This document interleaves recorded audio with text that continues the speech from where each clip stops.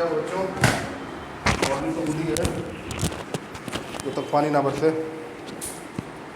कई जगह water logging हो गया शहर में ही, स्थिति बहुत ख़राब है। वाटर बारिश नहीं, नाली ओवरफ्लो कर गया है। बिना बारिश हुए रात में बाढ़ आ गई है।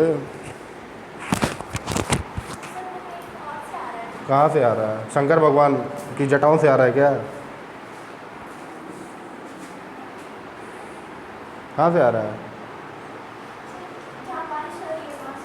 कहाँ बारिश हो रही है? तुम ही कह रहे हो ना कहीं बारिश नहीं हुई है। अरे यार तुम खुद कंफ्यूज हो।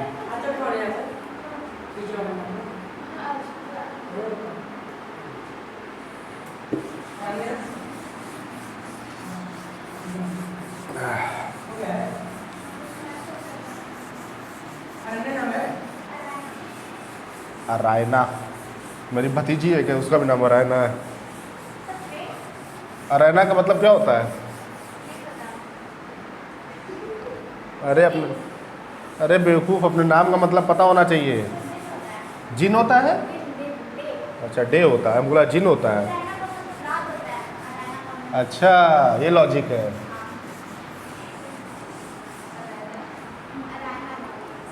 चलो, अरायना मतलब दिन होता है। चलिए, बहुत बहुत धन्यवाद आपका मेरे ज्ञान चक्षु खोलने के लिए। क्या पता है? नहीं, पर लोग पूछ देते हैं इंटरव्यू में, ये लोग पूछ देते हैं। नहीं, हाँ कुछ भी बोल देंगे। जो इंटरव्यू लेता है, कल मेरे एक भैया थे, उनका आईएएस का इंटरव्यू था। और क्या, बिल्कुल पता होगा बेटा। ऐसा है ना कि जो ह्यूमन माइंड होता है वो गूगल बनाया है ना, गूगल तो ह्यूमन माइंड बनाया नहीं है। जो लोग बैठते बेटा इंटरव्यू में ना, वो पापा होते हैं, और पापा को सब पता होता है। पापा नोज एवरीथिंग। कल मेरे एक भैया थे, उनका आईएएस का इंटरव्यू था, तो उनसे बात हुई तो बता रहे थे क्या क्या पूछा गया। तो ये सब पूछा गया कि कहाँ से आते हैं आप, तो बताए देवरिया से आते हैं, देवरिया में रहते हैं वो, हम लोग साथ पढ़ाते थे। देवरिया के बारे में कुछ बताइए। फिर कमिश्नरी कौन सा आपका? गोरखपुर। अच्छा, गोरखपुर में गोरखनाथ को जानते हैं? किस संप्रदाय से थे वो? उस संप्रदाय की शुरुआत किसने की? इस एरिया में बाढ़ क्यों आता है इतना? सब पूछा गया था। कौन सा सॉइल पाया जाता है, क्यों पाया जाता है वो सॉइल, सब पूछा गया था आईएएस के इंटरव्यू में। और वो जो बताया तो उसी सवाल बन रहा था। आपसे पूछा कि क्या नाम है आपका? अच्छा अरायना नाम है आपका। चलिए, अरायना का मतलब क्या होता है? अब पता नहीं है आपको, मुँह ताकिए तब पे हो गई नौकरी। कोई भी इंटरव्यू में पूछा सकता है, किसी इंटरव्यू में पूछा सकता है। कुछ भी कैसे बता दो कि तब नौकरी नहीं मिल पाए बेटा, तब ऐसे चपरासी नहीं बन पाओगे तुम। चलिए यहीं डाल दीजिए, Carnot's theorem. Carnot's theorem exam में कुछ भी लिख के आ रहे नंबर मिलता है कि कार्नोट्स थ्योरम है, तो कार्नोट्स थ्योरम लिखो कितना नंबर मिलेगा? बेवकूफ़ बेटा, जो कॉपी चेक करता है उसको आता है ना। तुम्हारी कॉपी जो चेक कर रहा है उसको आता है। तो तुमको उनसे मतलब है कि खुद से मतलब है? वो तुमको नहीं ना देते हैं खाने के लिए, ना तुम उनको देती हो। तब दुनिया में तो बहुत लोग हैं, सबका ठेका लेके थोड़ी चला जा सकता है।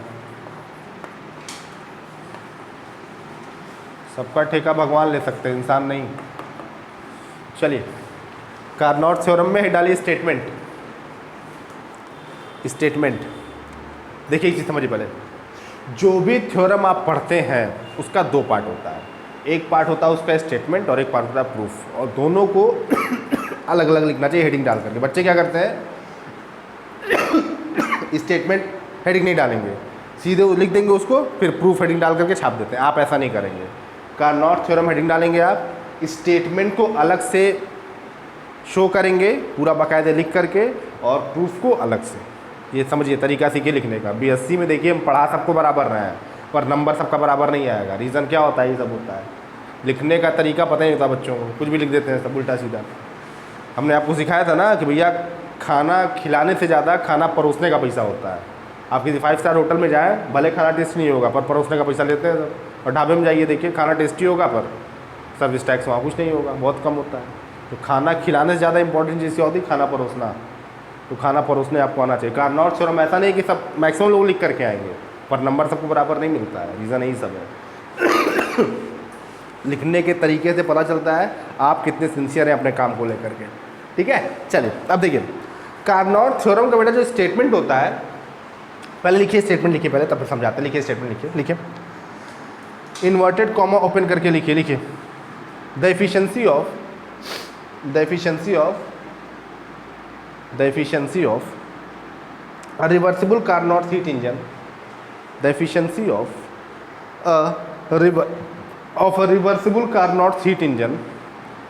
a reversible Carnot heat engine does not depend on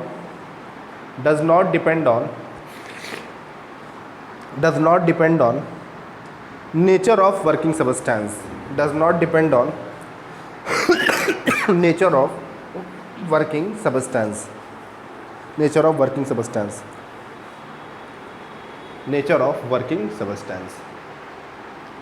but only depends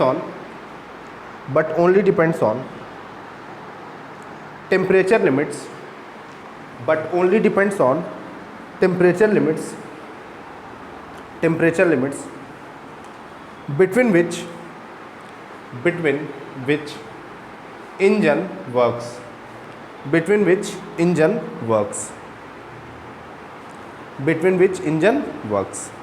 फिर लिखिए all heat engines, full stop बात, between which engine works, ठीक है। फिर लिखिए all heat engines working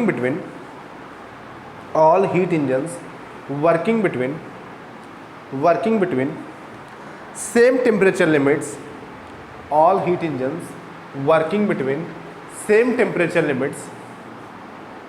temperature limits, having same efficiency,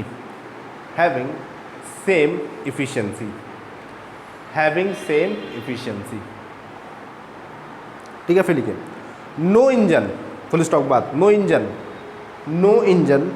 can be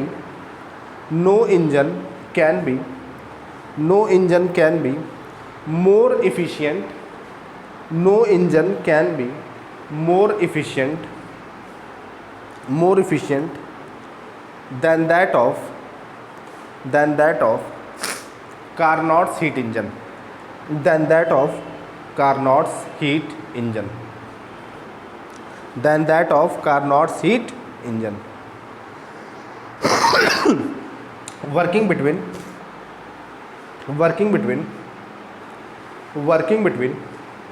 same temperature limits,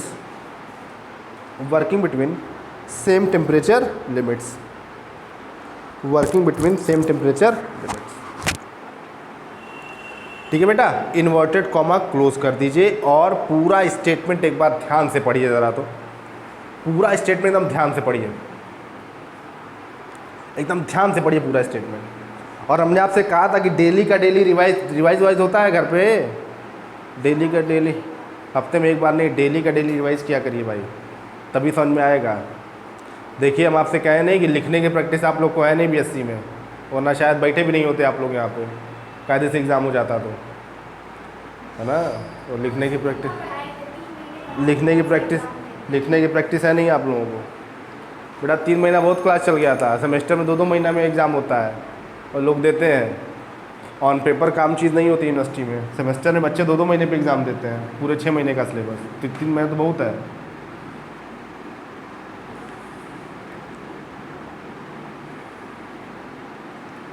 ध्यान से पढ़िए स्टेटमेंट।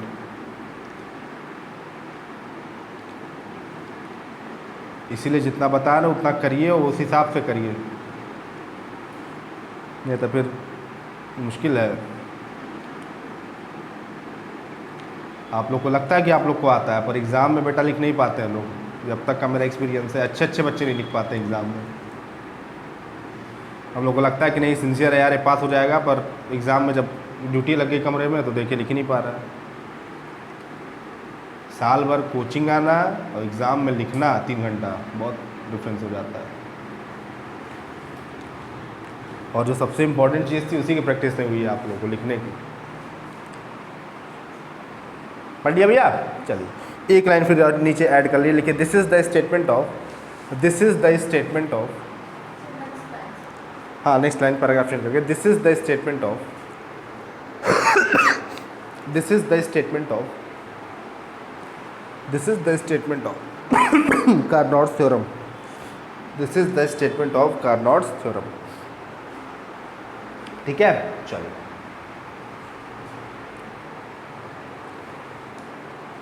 ठीक है। अब स्टेटमेंट को ध्यान से आप पढ़े हैं तो आपको क्या समझ में आया, बताइए क्या समझ में आया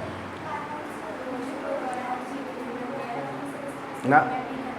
ये नहीं समझ में आया आपको। एक बात समझ में आई क्या, कि जो कार्नोट थ्योरम होता है उसका 3 पार्ट होता है। ध्यान से पढ़िए, 2 जगह फुल स्टॉप लगाया आपने, 3 जगह लगाया। एक पार्ट अलग जो क्या कह रहा है कि कार्नोट इंजन की जो इफ़िशेंसी होती है वो किस पे डिपेंड करती है बेटा, वर्किंग बिटवीन टेम्परेचर, जिस टेम्परेचर लिमिट्स में कार्नोट इंजन हमारा काम करता है, इफ़िशेंसी उस पर क्या करती है बेटा, डिपेंड करती है। ठीक, लास्ट वाला ये पहला पार्ट है। पहला पार्ट क्या कह रहा है कि कार्नोट इंजन की जो इफिशिएंसी होती है वो किस पे डिपेंड करती है, टेम्परेचर लिमिट्स पे, जो ऑलरेडी आप क्या कर चुके हैं, प्रूफ कर चुके हैं।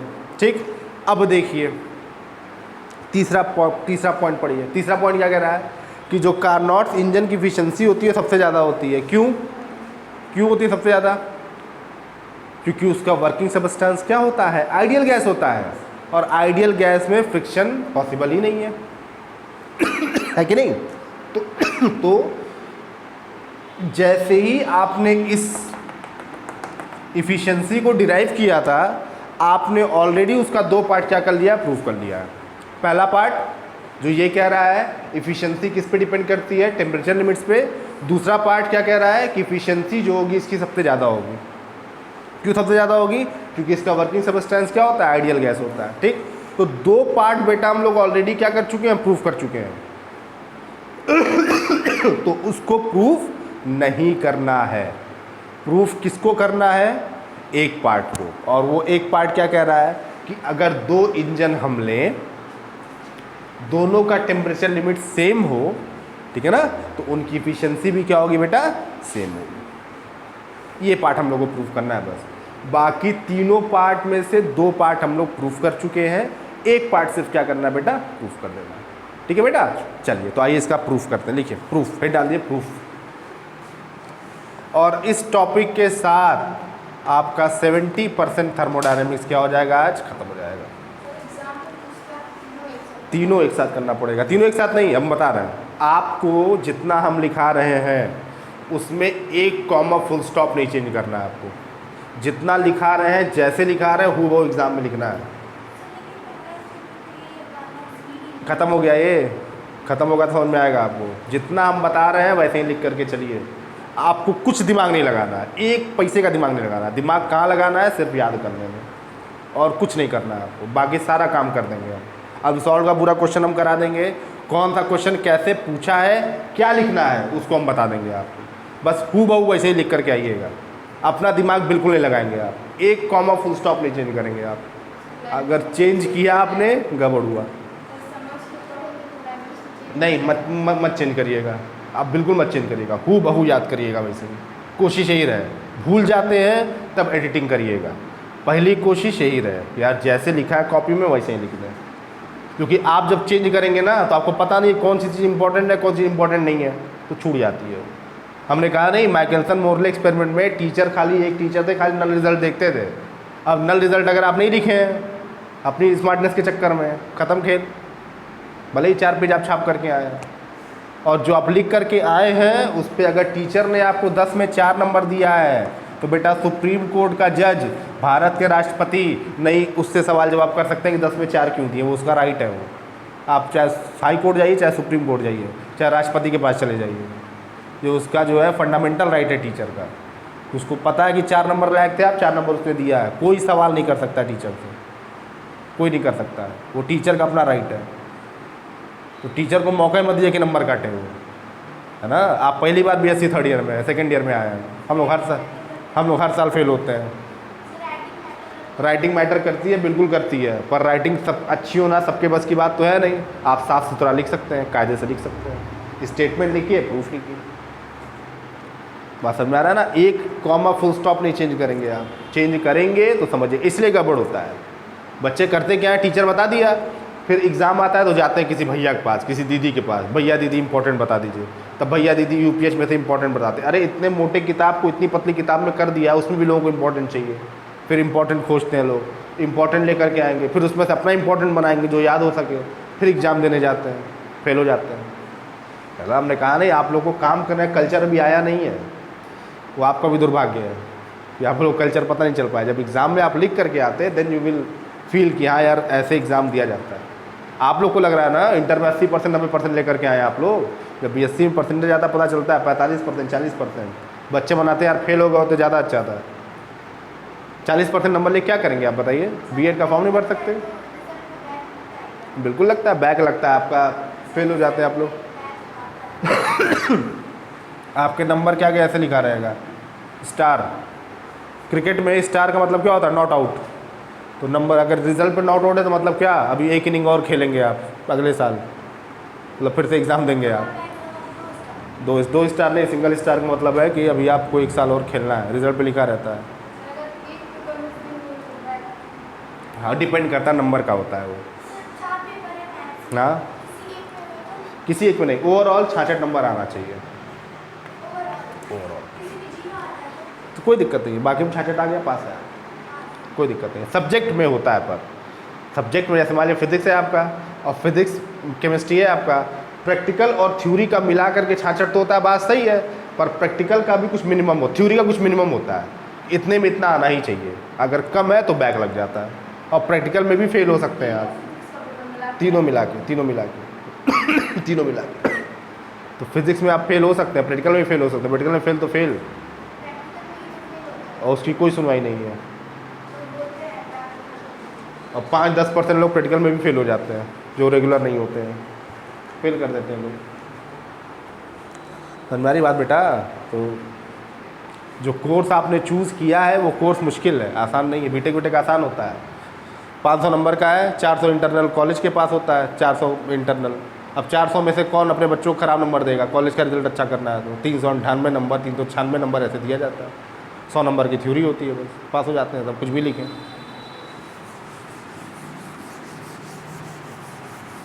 और यहाँ पे थ्योरी का वेटेज ज़्यादा होता है, देख लीजिए आप, थ्योरी का वेटेज यहाँ ज़्यादा है, सब थ्योरी है। नहीं, नंबर का डिवीज़न भी अगर आप देखेंगे भाई, आपका 135 नंबर जो है वो आपका क्या है, पेपर वाला है ना, थ्योरी जो आपको लिखना है, जो आपके हाथ में है। 65 नंबर आपके हाथ में नहीं है, 65 नंबर आपके हाथ में नहीं है, वो भी इनडायरेक्टली हाथ में है। वो इनडायरेक्टली इन द सेंस कि आप रेगुलर हैं, आप वाइवा अच्छा देते हैं, तो इनडायरेक्टली तो वो भी हाथ में है आपके, पर ये डायरेक्टली हाथ में है आपके 135 नंबर। तो पूरा फोकस बेटा इस पर किया करिए। बच्चे इस पर करने लगते हैं, परेशान हो जाते हैं। जो हाथ में पहले उस पर फोकस करो ना, 135 नंबर के ले जाओ, 135 नंबर में अच्छा कर दो। बच्चों से ही गलती होती है, बच्चे प्रैक्टिकल को लेकर ज़्यादा परेशान रहते हैं, उनको लगता है प्रैक्टिकल में खींच देंगे। अरे जो जिसमें खींच सकते हो उसमें तो खींचो, मामला यहीं पे गड़बड़ होता है। चलिए लिखिए, कंसीडर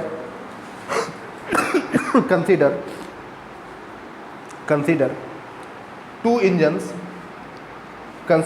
इंजन्स। हम लोग के अनुभव का देखिए फ़ायदा उठाइए। फ़ायदा इन द सेंस कि जितना पढ़ाया जा रहा है उसको अच्छे से करिए। यहाँ की फैकल्टी देखिए बहुत अच्छी है, जो अभिनव सर आपको पढ़ाते हैं वो भी एक्सपीरियंस आदमी है, हमको भी एक्सपीरियंस है, कैसे सवाल आता है कैसे क्या आता है। और नैन मैम तो खैर ही है, तो एक्सपीरियंस का फ़ायदा उठाइए। और फ़ायदा कैसे उठाएंगे आप, जो बताया जा रहा है उसको फॉलो करिए, और कुछ नहीं करना आपको। हमने कहा नहीं, अपना दिमाग लगाना ही नहीं है।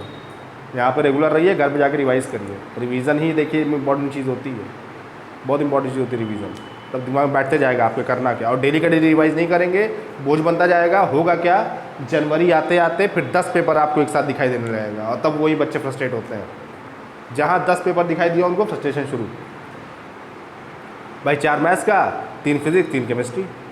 अभी आपको 10 पेपर नहीं दिखाई दे रहा होगा, सिलेबस खत्म ही नहीं हुआ है। और जब जनवरी तक सिलेबस खत्म हो जाता है, बच्चे शुरू पढ़ने देते हैं, पढ़ना स्टार्ट करते हैं, तो उनको 10 पेपर एक साथ दिखाई देता है। वही फिर गलती हो जाती है बच्चों से।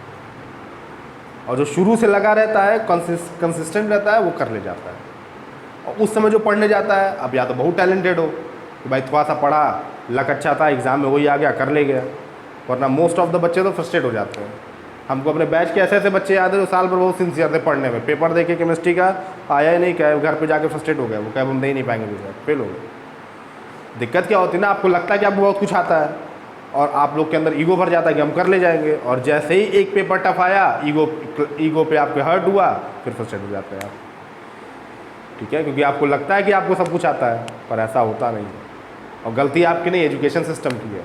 80-90% नंबर दे के भेज रहा आप लोगों को, तो जाहिर सी बात है कॉन्फिडेंस बढ़ा रहेगा आप लोगों का, यार सब आता है हमको, 90% नंबर है मतलब सब आता है। और जब बीएससी का एग्ज़ाम देते हैं तब पता चलता है कि कितना आता है। अच्छे अच्छे लोग फेल हो जाते हैं। मेरे बैच में नवाज़ का टॉपर फेल हो गया था, जीएन की टॉपर लड़की थी वो फेल हो गई थी। हम लोग के बैच से अच्छे अच्छे टॉपर्स फेल हुए थे। फेल, जीएन की टॉपर लड़की फेल हुई थी, फेल, एकदम फेल, सब में फेल। 0 नंबर, ऐसे नंबर आया था, 0 नंबर, 3 नंबर, 5 नंबर, 7, ऐसे आया था 4 पेपर में मैथ्स के। ऐसे मतलब क्या, 0 नंबर का मतलब क्या, कॉपी सादा छोड़ दिया आपने, कुछ नहीं लिखे आप। अभी जब आप एग्ज़ाम देंगे तब समझ में आएगा आपको मेरी बातें, अभी कड़वी लग रही होंगी पर सच्ची है ये। चलिए लिखिए, consider 2 engines, A and B. इसीलिए बात एकदम समझिए और रिवीजन किया करें डेली का डेली। समय आपका, रिजल्ट आपका है। अब पढ़ कर कोई एहसान नहीं करेंगे, आप अपने लिए करेंगे जो करेंगे, ना मेरे लिए ना अपने पेरेंट्स के लिए। पेरेंट्स को जो करना था वो कर चुके। अब कॉलेज लाइफ आपकी अपनी होती है। स्कूल तक मम्मी पापा आते हैं छोड़ने, कॉलेज में नहीं आते हैं छोड़ने। क्यों नहीं आते हैं, अब आपकी जिम्मेदारी है, अब आप पढ़िए।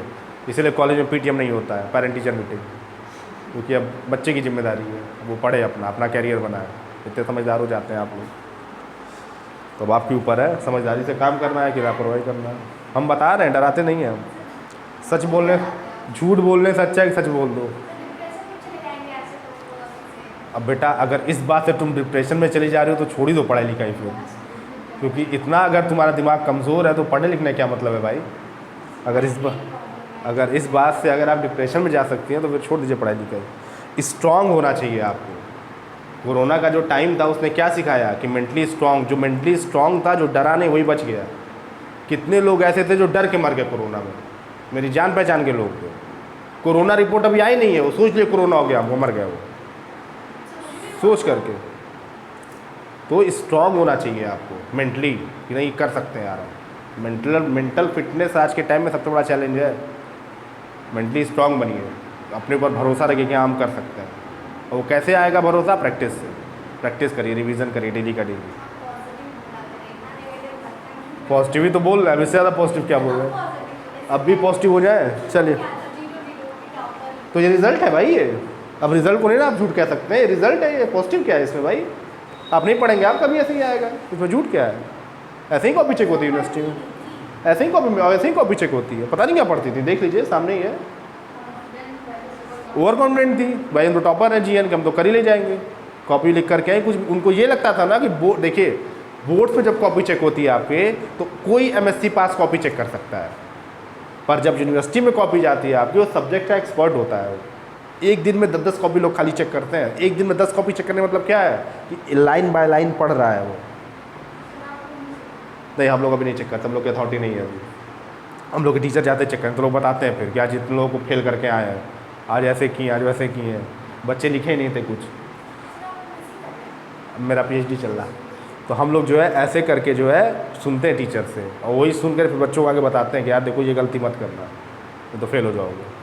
हम लोग को टीचर जो एक्सपीरियंस शेयर करते हैं, क्योंकि जानते हैं कि यार ये सब कल के होने वाले टीचर हैं, तो इनको सिखाओ कैसे कॉपी चेक की जाती है। वो लोग बैठा करके सिखाते हैं कि देखो आदित्य ऐसे कॉपी चेक करते हैं, ऐसे नंबर देना, ऐसे नंबर मत देना। यहाँ पे बच्चे गलती करते हैं, यहाँ बच्चे गलती नहीं कर रहे हैं। पहले बच्चे अच्छे होते थे, अब के बच्चे ख़राब होते जा रहे हैं धीरे धीरे। सब बताते हैं वो लोग, सिखाते हैं हम लोगों को कि कैसे ऐसे कॉपी चेक होती है। और प्रैक्टिकली कॉपी तो कभी चेक भी कर देते हैं हम लोग कि यार बैठे हो खाली, लाओ चेक कर दो। गाइड वाइड को मिलती है, लाओ चेक कर दो। तो हम लोग देखते हैं सर कितना नंबर दे दें, कुछ लिखा हुआ है, हम यहाँ सर लिखा है, दे दो नंबर। ऐसे कॉपी चेक की जाती है, एकदम एक एक चीज़ पढ़ी जाती है। तो इंटर में जो आपकी मार्किंग होती है बहुत लिबरल मार्किंग होती है, बीएससी की मार्किंग लिबरल नहीं होती है। वरना ये रिजल्ट नहीं आता। आता क्योंकि लाइन बाय लाइन पढ़ा गया। आपको लगा है लिख देंगे नंबर मिल जाएगा, ऐसा नहीं होता, लिखना पड़ता है, एग्जैक्ट लाइन बाय लाइन लिखना पड़ता है। फर्स्ट ईयर में याद था। कहाँ न्यूमेरिकल होता फर्स्ट ईयर में? फिजिक्स में नहीं, मैथ्स का हाल बता रहे हो। फिजिक्स में भी, और फिजिक्स में भी स्थिति बहुत ख़राब थी लोगों की, फिजिक्स में भी स्थिति बहुत ख़राब थी। अरे भाई आप कुछ लिखेंगे तब ना नंबर मिलेगा, आप घुमा रहे हैं खाली इधर उधर। कॉपी चेक करते हैं हम लोग, बिल्कुल घुमाते हैं लोग, नहीं घुमाया तभी ना रिजल्ट आया। आपके सामने रिजल्ट है, जब कॉपी आएगी आपके सामने आपको समझ में आ जाएगा। अब रिजल्ट आप ही लोग एग्जाम दिए रहते हैं, आपको समझ में आपके दोस्तों का नंबर आता भाई ऐसे, आपके अपने दोस्त ऐसे नंबर पाते हैं जिनको लगता था कि बहुत तेज है वो। साल भर लोग बहुत बोलते थे क्लास में, ऐसे नंबर आता है, समझ रहे हैं आप, ऐसे ही नंबर आता है। ये स्टैट्स हैं। ये गधे को सिनेमा दिखाया जाए कि वो घोड़ा है 5 मिनट के लिए मान लेगा कि घोड़ा है, और जब रेस होती है ना तब हार जाता है वो। तो गधा आप लोग को नहीं बनाना है, हमको घोड़ा बनाना है। अब आप पहले से गधे हैं बात दूसरी है, पर घोड़ा बनाना है। चलिए, नहीं लॉकडाउन से नहीं मतलब, वही मैंने कहा ना मेंटल फिटनेस कितनी जल्दी आप बाउंस बैक करते हैं। लॉकडाउन सबके साथ था, हम लोग के साथ भी था, हम लोग काम खुद इफेक्टेड हो गया। हम लोग 3-4 साल पीछे चले गए लॉकडाउन में, पर ठीक है यार, सिचुएशन सबके साथ ख़राब थी ना।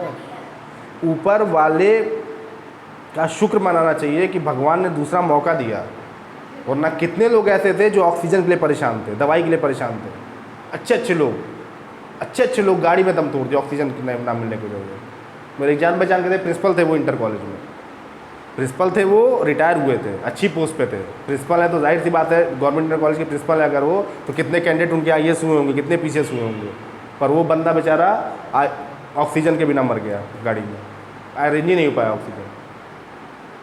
तो भगवान ने अगर दूसरा ज़िंदगी दिया है बेटा, तो क्यों दिया है, एक मौका दिया है। अपने लिए भी कुछ करिए, सोसाइटी के लिए भी कुछ करिए, और जो गलतियाँ हुई थी पहले उसको सुधारिए। चलिए छापिए, लिखिए। Consider 2 engines A and B in which A is heat engine, and B is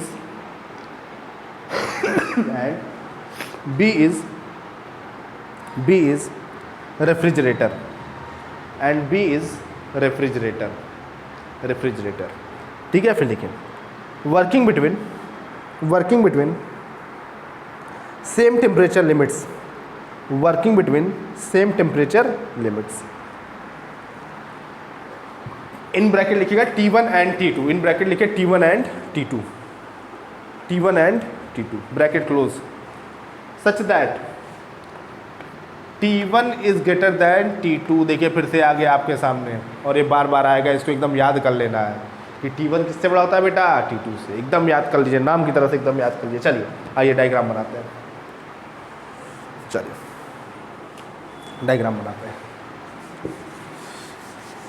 और देखिए भाई सच हम बोलते हैं, ताकि जितना जल्दी आप एक्टिव हो जाएंगे उतना अच्छा रहेगा। आपको झूठ हम नहीं बोल सकते, आपको चढ़ा नहीं सकते हैं कि भाई ऐसे करिए, ये करिए, बहुत अच्छे हैं आप, ठीक है अच्छे हैं आप, पर प्रोफेशनल लाइफ में प्रोफेशनलिज्म चाहिए होता है, और वो मेहनत से आती, प्रैक्टिस से आती है।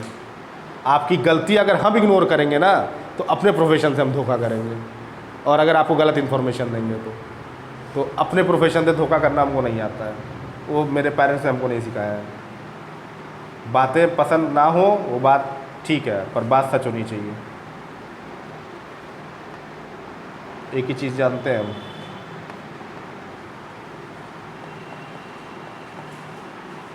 सच बोलो हमेशा। बच्चे को बताओ कि यार यहाँ पे गलती होती है, तुमसे गलती हो जाएगी, सीखो इसको। और सीखने की उम्र है, अभी नहीं सीखेंगे आप कब सीखेंगे भाई। अभी आपके दिमाग में ये आ जाए कि नहीं सब हमको आता है, तब फिर तो भैया गड़बड़ है। फिर जिस दिन गिरेंगे आप, उस दिन ज़मीन नहीं मिलेगी आपको। मॉडेस्ट रहिए, लिबरल रहिए, सीखने की कोशिश करिए। अभी सीखने की उम्र है आप लोगों की।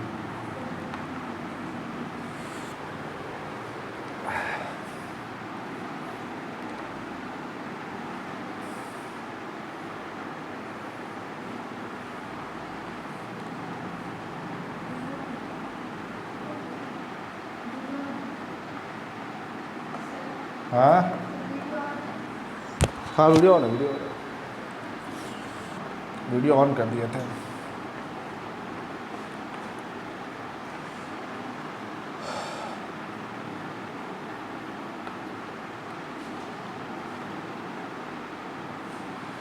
H2 प्राइम लिखा होगा, हाँ H2 प्राइम।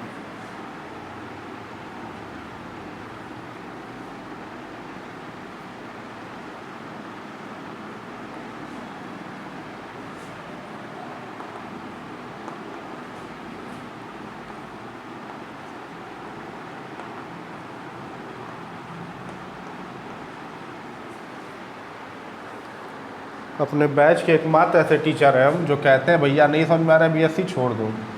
बाकी लोग क्या कि नहीं नहीं लगे रहो बेटा, लगे रहो, कभी तो सवेरा होगा।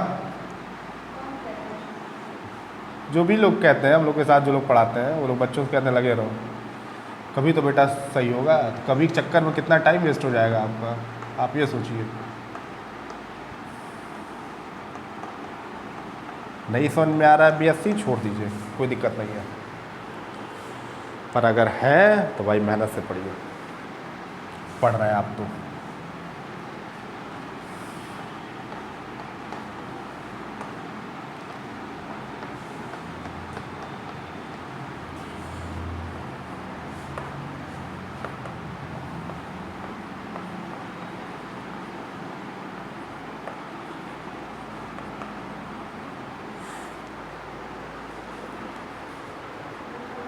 हाँ हाँ हाँ हाँ हाँ हाँ हाँ, और क्या। ये फिगर आपका ए है, ये आपका फिगर, यहीं पे फिगर ए कर लीजिएगा, फिगर ए। इसको फिगर बी कर दीजिएगा, रेफ्रिजरेटर। और ये फिगर सी कर लीजिएगा, कपल्ड सिस्टम या coupled engine A N B कर दीजिए, ज़्यादा अच्छा रहेगा। Coupled engine A N B, coupled system भी आप लिख सकते हैं, coupled engine A N B.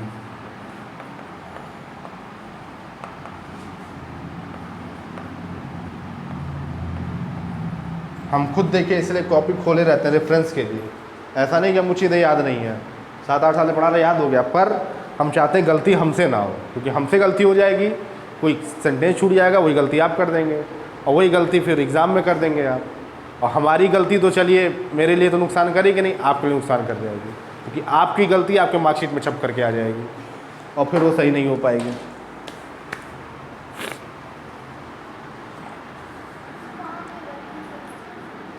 हाँ लिख दीजिए, वर्किंग सबस्टेंस लिख दीजिए, वर्किंग सबस्टेंस भी लिख दीजिए, वर्किंग सबस्टेंस भी लिख दीजिए। नहीं लिखेंगे आप तब भी कोई दिक्कत नहीं है, अंडरस्टूड है। लिखिए, अभी समझ में आएगा आपको।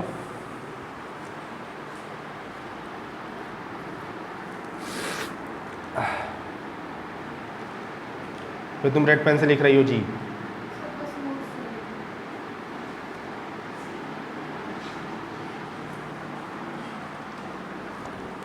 और अभी सीखिए, बहुत कुछ है जानने को तो इस दुनिया में।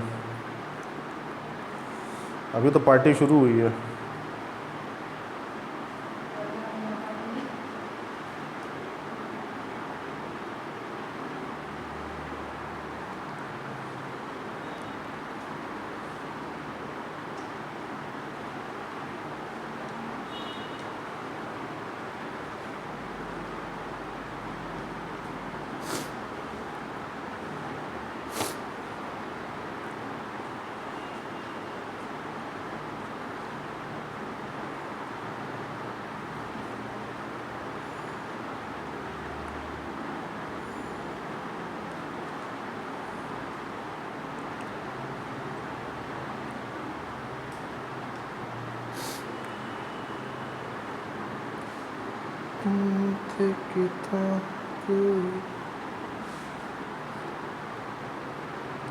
देखिए चीज़ें आपको बहुत आसान लगेंगी, बस बेटा डेली का डेली रिवाइज किया करो, डेली का डेली।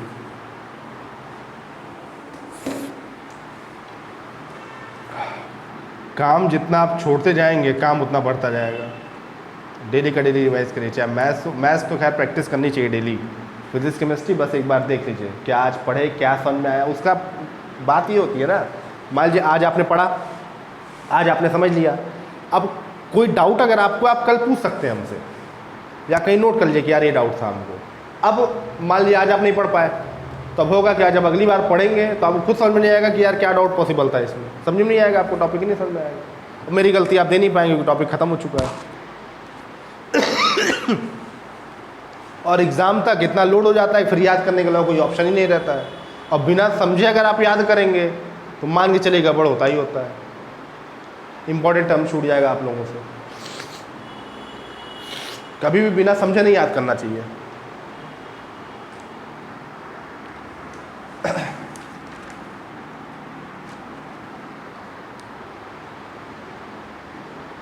दो साल पहले एक लड़की को हम पढ़ाते थे, बीएससी थर्ड ईयर की थी वो, और इतनी गजब मेमोरी थी उसकी, एक एक कॉमा एक एक फुल स्टॉप टेस्ट हम लोग लेते थे तो पूरा हू बहू लिख देती थी वो। और उससे अगर आप पूछ देंगे क्या है तो बता नहीं पाएगी वो एक्सप्लेन नहीं कर पाएगी क्या है, वो कॉन्सेप्ट उसका एकदम नहीं क्लियर रहता था। पर जब लिखती थी तो हू बहू एकदम लिख देती थी। और उसका पता है आपको 50 में 45 नंबर आया था बीएससी थर्ड ईयर में, एक पेपर में जो हम पढ़ाते थे, मैथमेटिकल फिजिक्स पेपर था, और वो रिकॉर्ड है अब तक का। उतना मेरा कोई स्टूडेंट रिपोर्ट नहीं किया अभी तक 7-8 साल में, 50 में 45 नंबर। बोल नहीं पाते हैं, और बोल नहीं पाती थी वो, पर लिखती बहुत अच्छा थी, एकदम छाप देती थी। पता नहीं कैसे लिख देती थी भाई। हम लोग पूछते थे तो कुछ नहीं आता था, क्लास में सवाल पूछेंगे नहीं बता पाएंगे, जब टेस्ट होता था और राइटिंग उसकी अच्छी थी, बहुत अच्छा नंबर पाती थी। पता नहीं कैसे रट लेती थी भाई, क्या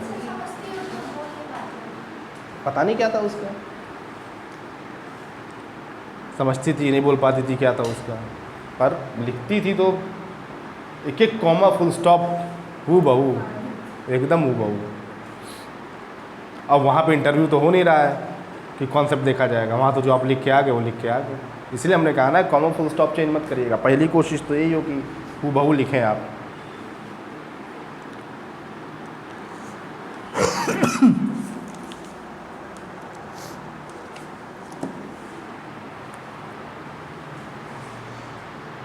देखिए बहुत मुश्किल नहीं होता है ये सब, बच्चे मुश्किल कर लेते हैं अपने लिए, टीचर की बात ना मान करके। अब टीचर कह रहा है रिवीजन करिए रिवीजन करिए, रिवीजन करेंगे नहीं आप लोग। अब पढ़ाई के लिए समय निकाल लिया करिए, चाहे कितना बिजी शेड्यूल हो आपका, ये काम है आपका। और अभी काम, इस एज में काम से लापरवाही नहीं करनी चाहिए। यहीं से देखिए बनना बिगड़ना स्टार्ट होता है, यहीं से जो लापरवाही स्टार्ट करता है फिर वो टपल होता रहता है ज़िंदगी भर, कभी इधर धक्का खाएगा कभी उधर धक्का खाएगा।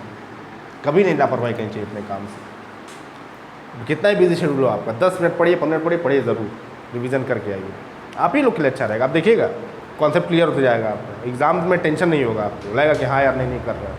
हम लोग भी टेस्ट वेस्ट लेंगे, जैसे तुरंत डांस खत्म हो तुरंत हम एक टेस्ट ले लेंगे आप लोगों का, एक टाइम देंगे आप लोग को, एक हफ्ते का गैप टेस्ट ले लेंगे, ताकि भाई जो प्रैक्टिस है आप लोग की वो कंप्लीट हो जाए। टाइम एक हफ्ते का देंगे प्रिपेयर करने के लिए, उसके बाद टेस्ट लेंगे, प्रॉपर टेस्ट लेंगे। उसमें इस संडे नहीं, नेक्स्ट संडे जब खत्म हो जाए, अभी तो खत्म भी नहीं तो नहीं होगा, जब खत्म होगा तब। और ये सब चैप्टर्स बड़े बड़े हैं तो इसमें टाइम लगेगा, ठीक है ना, ये सब चैप्टर्स बड़े बड़े हैं। अब जैसे उसके बाद काइनेटिक्स थ्योरी ऑफ गैसेज है, 2 से 3 दिन का चैप्टर है वो, इक्वेशन ऑफ स्टेट है 3 दिन का चैप्टर है वो, ठीक है ना, तो उसमें बहुत टाइम नहीं, ये सब बड़े बड़े चैप्टर, फिर हमने बड़ा चैप्टर पहले उठाया ताकि कॉन्सेप्ट आप लोगों का एक एक चीज़ क्लियर हो जाए। और स्कोरिंग भी है ये, इसमें नंबर आप लोग का नहीं कटता है, या कटता है तो बहुत कम कटता है, तो एकदम बस फॉलो करते हुए चलो बेटा। चलिए लिखिए, हीट इंजन, पैराग्राफ चेंज करके, heat engine takes heat heat engine takes heat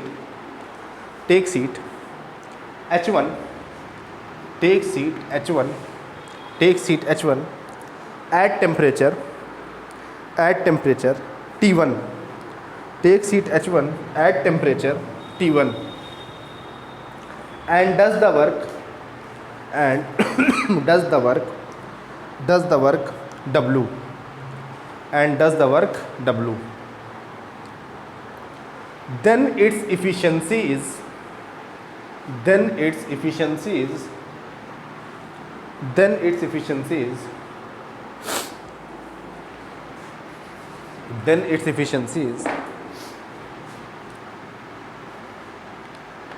eta A is equal to W upon H1।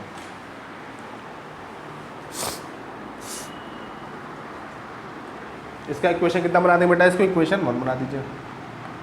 चलिए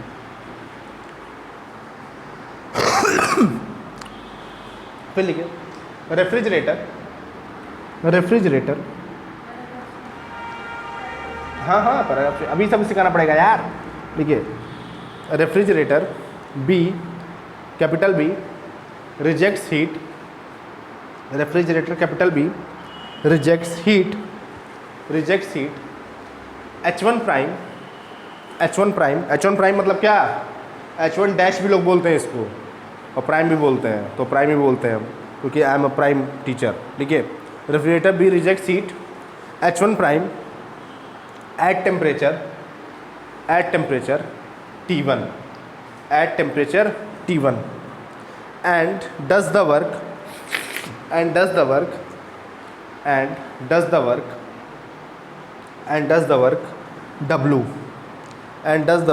W, then its efficiency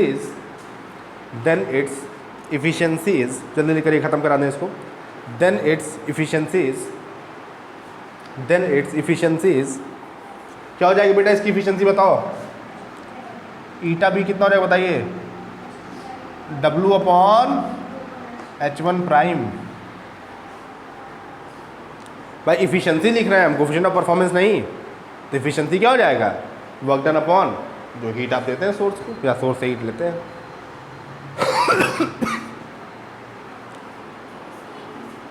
जी बिल्कुल, रेफ्रिजरेटर हीट इंजन ही तो है, उल्टा काम करता है बस।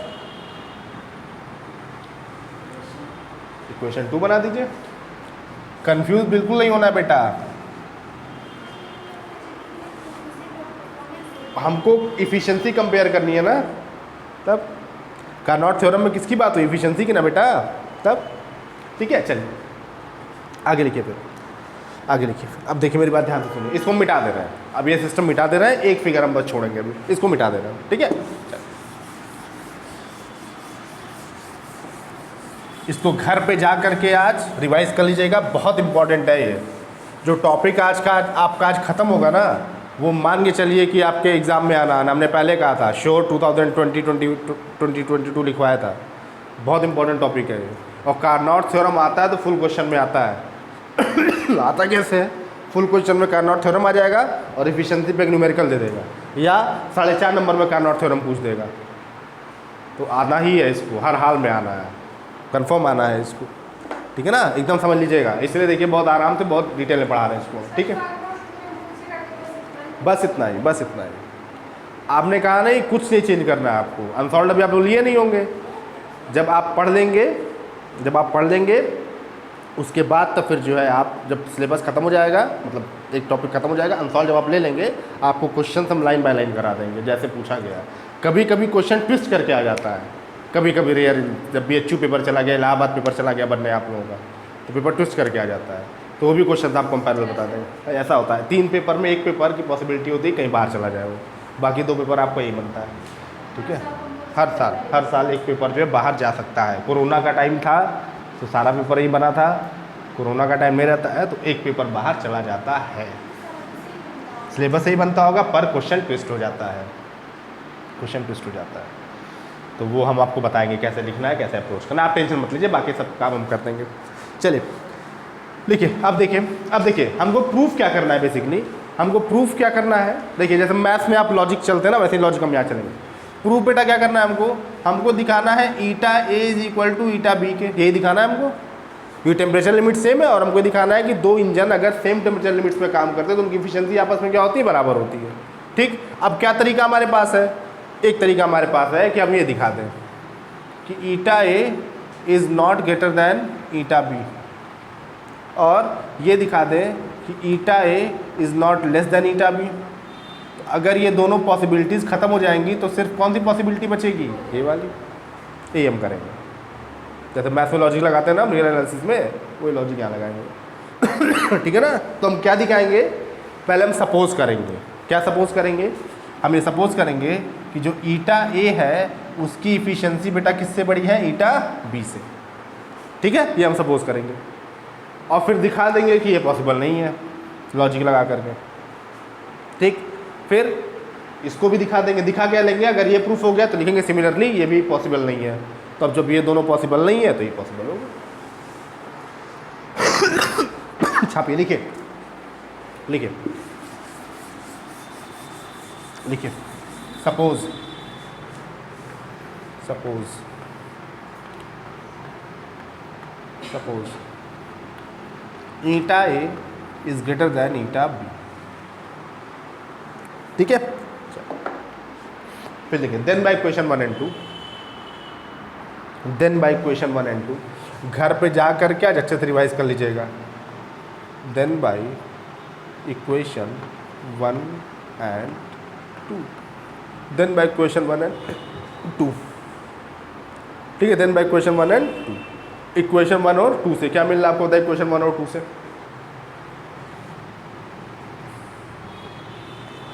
W upon H1 is greater than W upon H1 prime. यही तो मिलेगा ना भाई, देखिए मिलेगा कि नहीं मिलेगा, ये बिल्कुल मिलेगा। And this further implies that H1 prime is greater than H1 के। देख लीजिए आप, है कि नहीं। इसको इधर भेज दीजिए, इसको इधर। इनइक्वालिटी सॉल्व करने का तरीका क्या होता है, आप इनइक्वालिटी को देखिए मत, आप समझिए कि इक्वलिटी है, इक्वल लगा हुआ है। इक्वल लगा लेंगे आप, मान लेंगे तो सारे नियम कानून इक्वेशन वाले हो जाते हैं। इक्वल मान लेते हैं आप तो सारे नियम कानून इक्वेशन वाले हो जाते हैं। बाद में फिर अपना सेट कर दीजिए मामला। जब आप सॉल्व करते हैं तो इक्वल मान के सॉल्व करते हैं इसको, तभी आप मैनिपुलेशन इधर से उधर। क्रॉस मल्टीप्लिकेशन किए हम, तो क्रॉस मल्टीप्लिकेशन कब करते हैं, जब बीच में इक्वल होता है। इनइक्वालिटी सॉल्व करने का यही तरीका होता है, बीच में इक्वल मान के करिए आप कि इक्वल है। ये इक्वल मान लेंगे आप तो जो इक्वेशंस का रूल होता है सारा सारा यहाँ अप्लाई हो जाएगा। ठीक है ना, छापिए। ठीक, इसको बेटा क्या बना देंगे हम, इक्वेशन नंबर 3। छापिए, चलिए। ठीक है, चलिए। अब देखिए आप, देखिए फिर लिखिए since W is equal to किसके इक्वल होता है बेटा, H1 माइनस H2 के ना, होता है कि नहीं होता है। और ये तो हीट इंजन के लिए हो गया, रेफ्रिजरेटर के लिए क्या हो जाएगा, H1 prime minus H2 prime के, है कि नहीं, बेसिक फॉर्मूला आपका। ठीक, चलिए अब यहाँ से लॉजिक लगाइए। अब यहाँ से देखिए, अब यहाँ से देखिए, यहाँ से क्या समझ में आ रहा है आपको, देखिए यहाँ समझ में आ रहा है आपको H1 prime minus H1, H1 prime minus H1 किसके इक्वल आ जाएगा आपका बताइए, H2 प्राइम माइनस H2 के, क्या देख लीजिए आ जाएगा ना। चलिए अब आप ये बताइए, अब आप ये बताइए H1 प्राइम की वैल्यू H1 से क्या है, ज़्यादा। ध्यान से लॉजिक देखिएगा, H1 प्राइम की वैल्यू H1 से बेटा क्या है, ज़्यादा है। तो अगर इसका डिफरेंस लेंगे हम, और डिफरेंस इस तरह से ले रहे हैं कि बड़े में से छोटे को घटा रहे हैं, तो ये साइड हमारी क्या आएगी, पॉजिटिव आ जाएगी। पॉजिटिव आ जाएगी, पॉजिटिव आने का मतलब क्या है, this further implies that H2 prime minus H2 हमारा क्या आ गया बेटा, पॉजिटिव। और H2 प्राइम माइनस H2 अगर पॉजिटिव आया है तो इसका मतलब क्या है, इसका मतलब ये है कि जो हमारा H2 प्राइम है वो H2 से बेटा क्या है, बड़ा है। तभी तो डिफरेंस पॉजिटिव आया ना। छाप दीजिए, इक्वेशन कितना बना देंगे इसको, 4। छापिए, मुश्किल है क्या, छापिए। जहाँ डाउट हुआ नंबर रख के चेक कर लीजिए आप, हमने आपको सिखाया है। मैथ्स वाले लोग क्या सिखाएंगे जो हम मैथ्स सिखाते हैं आप लोगों को।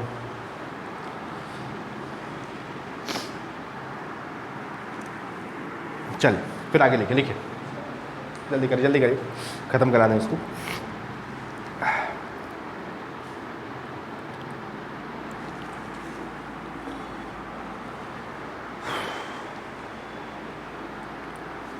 लिखिए लिखिए, इफ इंजन्स करेगा, if engines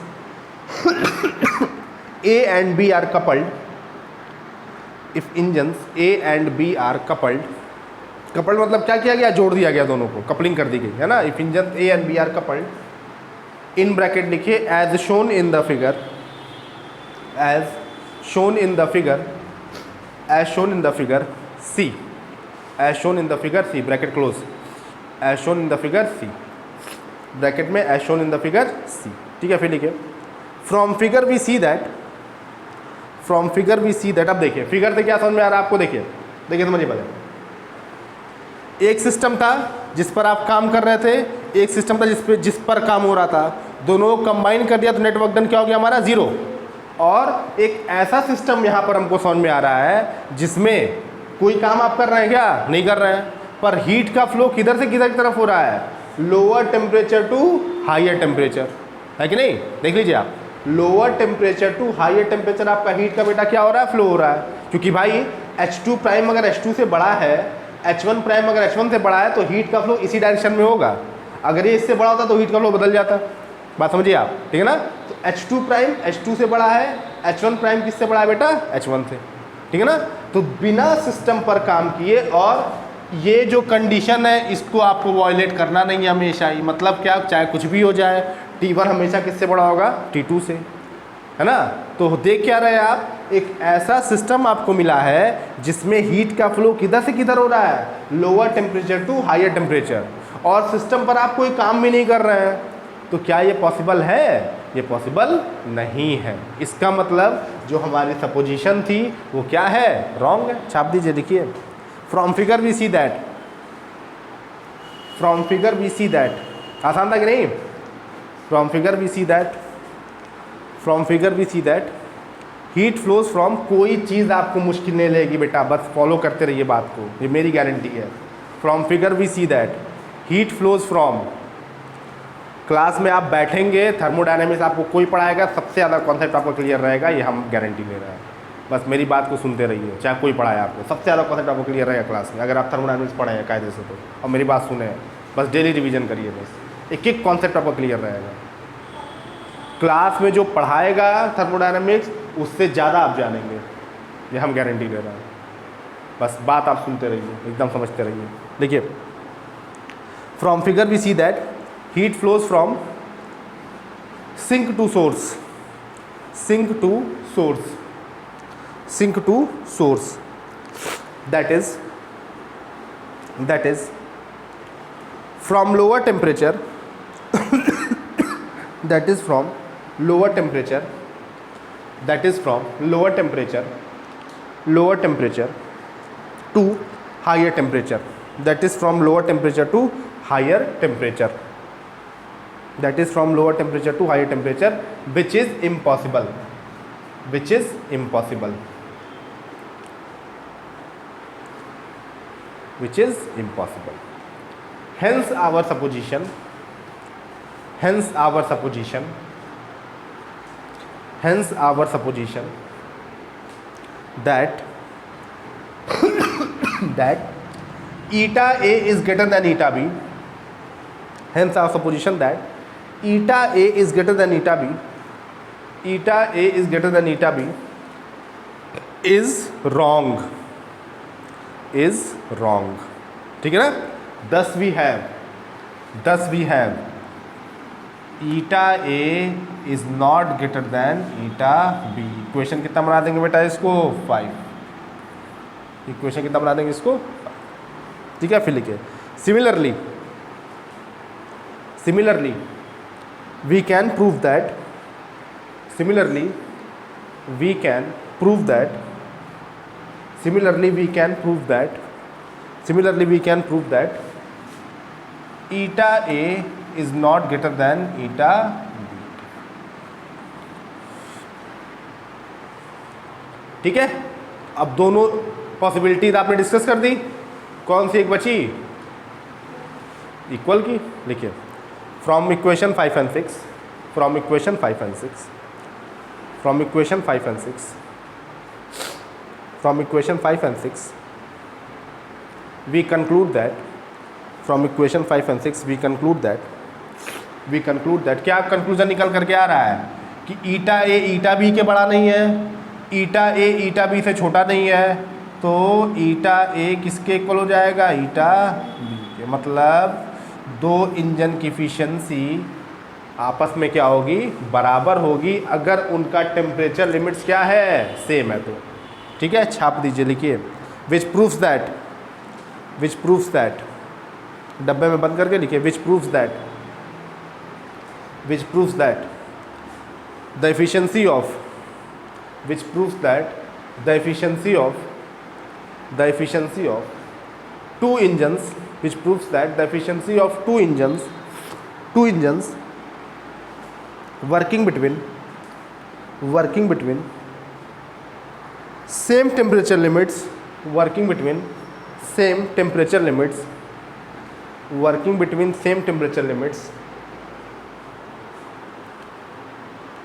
are same temperature limits are same. बात समझ में आ रहा है बच्चों? चलिए फिर पैराग्राफ चेंज करके लिखिए। अब देखिए एक पार्ट आपका प्रूफ हो गया, जो पार्ट प्रूफ करना था वो पार्ट क्या हो गया? प्रूफ हो गया। अब दोनों पार्ट को हम लोग, जो बचेंगे पार्ट है उनको क्या करेंगे हम लोग? लिख लेंगे। लिखिए, पैराग्राफ चेंज करके लिखिए। द एफिशिएंसी लिखिए, the efficiency of a heat engine, the efficiency of a heat engine working between temperature limits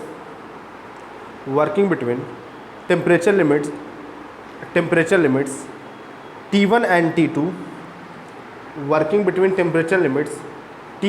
T2 अब ये कहना नहीं पड़े कि T1 T2 कैपिटल होगा, T1 एंड T2, और ब्रैकेट में क्या लिखेंगे बेटा? T1 is always greater than T2 लिख डालिए। T1 is greater then T2 देखिए ब्रैकेट में, T1 is greater then T2, ठीक है ना? इज गिवन बाई क्या होता है बेटा एफिशिएंसी? बताइए। It is equal to 1 minus T2 upon T1, 1 minus T2 upon T1। इसको क्या बना देंगे हम? Equation number 7। चलिए लिखिए फ्रॉम इक्वेशन 7, पैराग्राफ चेंज करके, फ्रॉम इक्वेशन 7। अब ये एफिशिएंसी का एक्सप्रेशन है, ठीक है ना? अब बताइए आप क्या क्या इसमें कोई टर्म ऐसा आ रहा है क्या जो वर्किंग सबस्टेंस के बारे में इंफॉर्मेशन देता हो? नहीं आ रहा है ना? देखिए इसमें, देखिए from equation 7 we see that no terms related to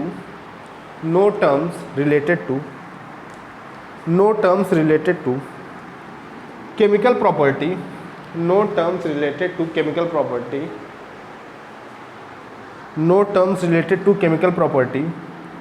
of working substance करेगा, of working substance, chemical property of working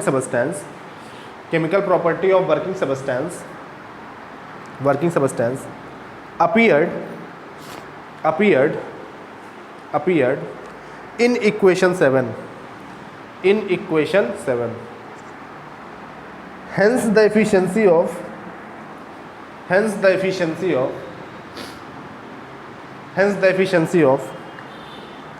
Carnot's engine, Carnot's का C कैपिटल से होगा, Carnot's engine does not depend on nature of working substance। एक part proof हो गया कि नहीं हो गया? कि भाई एफिशिएंसी एक्सप्रेशन लिखा हमने, उसमें कोई टर्म ऐसा नहीं है जो केमिकल प्रॉपर्टी के बारे में इंफॉर्मेशन देता हो वर्किंग सबस्टेंस के। इसका मतलब क्या है कि वर्किंग सबस्टेंस के नेचर पे हमारा एफिशिएंसी डिपेंड नहीं करता। एक पार्ट प्रूफ हो गया। आइए एक पार्ट और प्रूफ कर लेते हैं, पैराग्राफ चेंज करके लिखिए। In reversible heat engine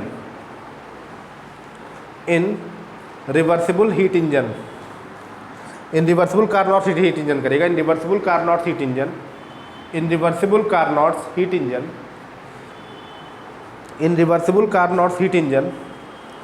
there is no loss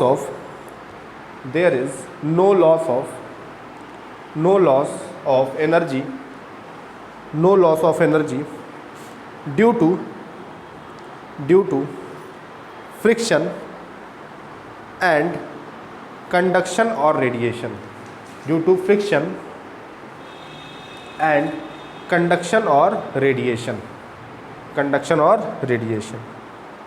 ठीक है? फिर लिखिए फुल स्टॉप बाद, but all other engine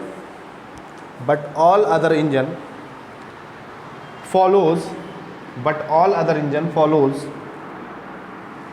irreversible processes but all other engine follows irreversible processes. Irreversible processes. That is there is no loss of energy. That is there is no loss of energy.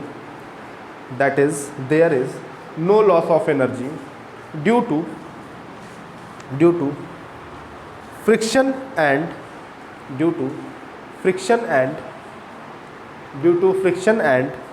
conduction or radiation. Due to friction and conduction or no loss of energy due to, बेटा देखो हम उतनी speed में बोलते हैं जितने में आप लिख सकें, अगर छूट जा रहा है मतलब ध्यान बीच में कहीं भटक गया था. No loss of energy due to, ये मेरा अपना अनुभव है कि उतनी स्पीड में हम बोलते हैं जितना, अगर कहीं आप लिखने में छूट गया दैट मीन्स कि ध्यान कहीं भटका था, कोई और फ्रीक्वेंसी कैच हो गई थी दिमाग में. ना ना ना ना ना पॉसिबल ही नहीं है. लिखिए क्या लिखा बेटा, due to friction and conduction और रेडिएशन. ठीक है, देखिए hence the efficiency of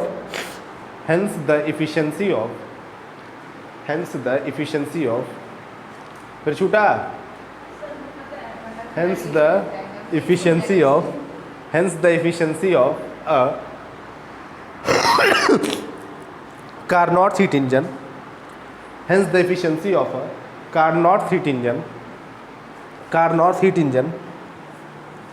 is greater than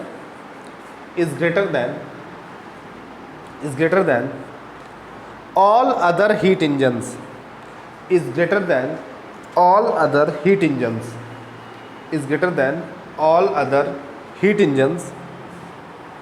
working between same temperature limits.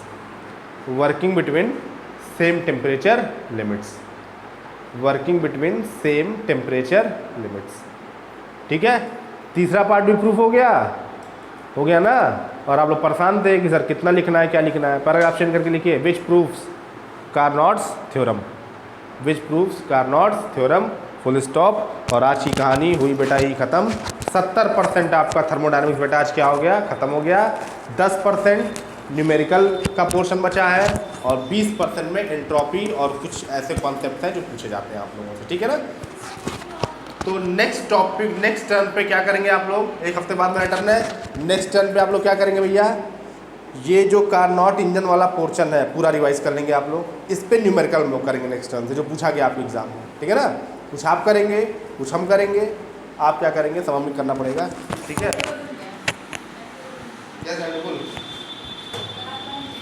मेरा नहीं है, मेरा 2 ही दिन रहेगा बेटा. पता नहीं तो आ जाए. अगर वो सब मालूम नहीं आते हैं अभी तो वो जो कौन सा है आपको, हाँ पिछला इसको पढ़ाएंगे. ठीक है, पिछला इसको पूरा रिवाइज करके आएगा नेक्स्ट टर्न में.